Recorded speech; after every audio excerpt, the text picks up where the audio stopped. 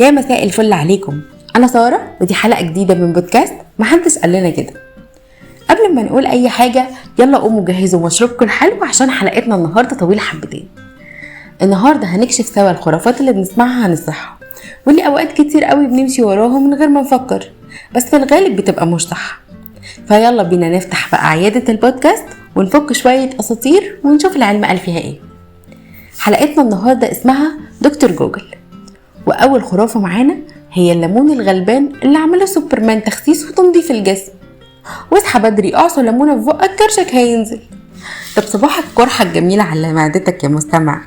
انا عايزه اقول لك ان الليمون ما هو الا فيتامين سي ومشروب بس منعش بيريح الاعصاب، ولحد دلوقتي مفيش اي بحث اكد ان هو علاج سحري للتخسيس.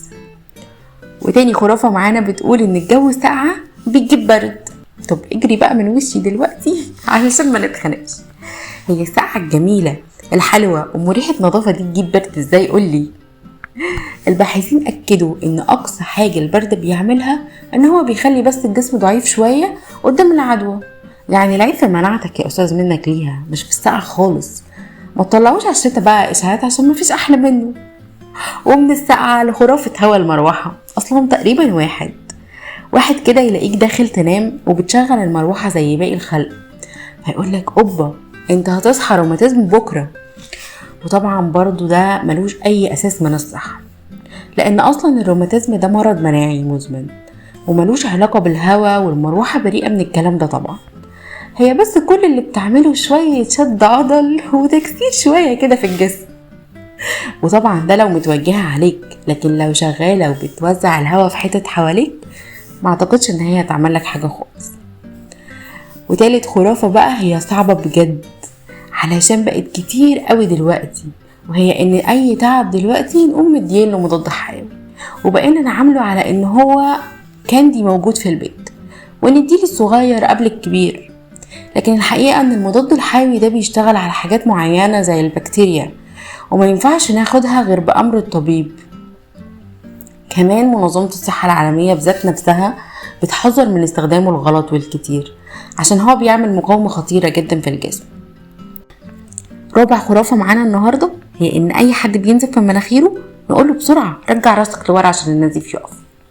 فانا عايزة اقولك ان الحركة دي مش هتعمل معاها صحة ابدا، بالعكس دي هتخلي الشخص اللي بينزف دوت يبلع الدم وهتخليه كمان عايز يتقايم.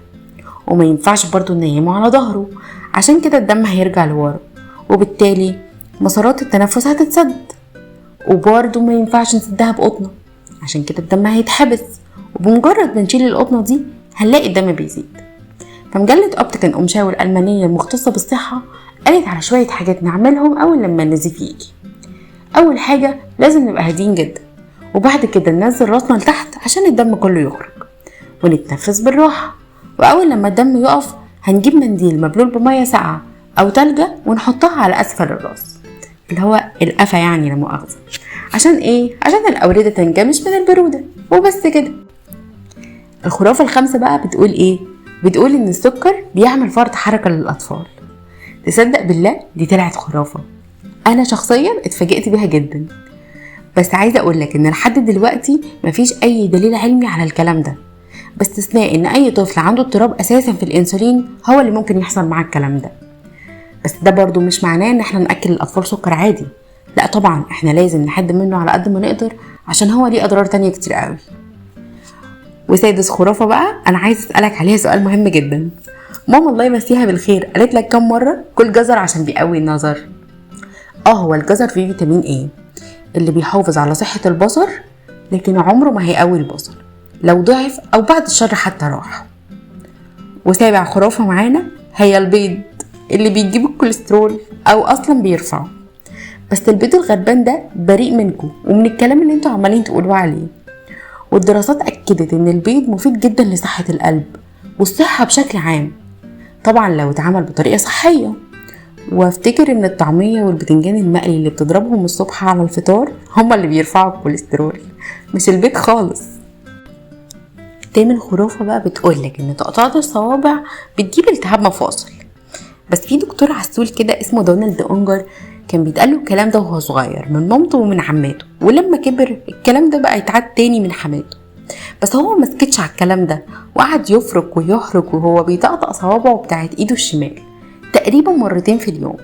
وهو بعد 50 سنة من الطقطقة لقى ان ما حصلش اي التهاب ومفيش اي فرق بين صوابع ايده الشمال وصوابع ايده اليمين. فانا عايزة اقولك ان السائل الزلالي اللي موجود في المفصل هو المخدة اللي بتخفف الاحتكاك في المفاصل، ولما نيجي نطقطق الصوابع المفاصل بتبعد عن بعضها وبعد كده بنرجع تاني زي الاول. بس يا صاحبي لو في اي وجع في صوابعك وانت بتطقطقها ارجوك ما تكسلش وروح اكشف، ممكن تكون مفاصلك مش تمام ومحتاجة علاج. وتاسع خرافة بقى بتقول ان القلب بيقف واحنا بنعطس، وده علميا مش صح. ليه بقى؟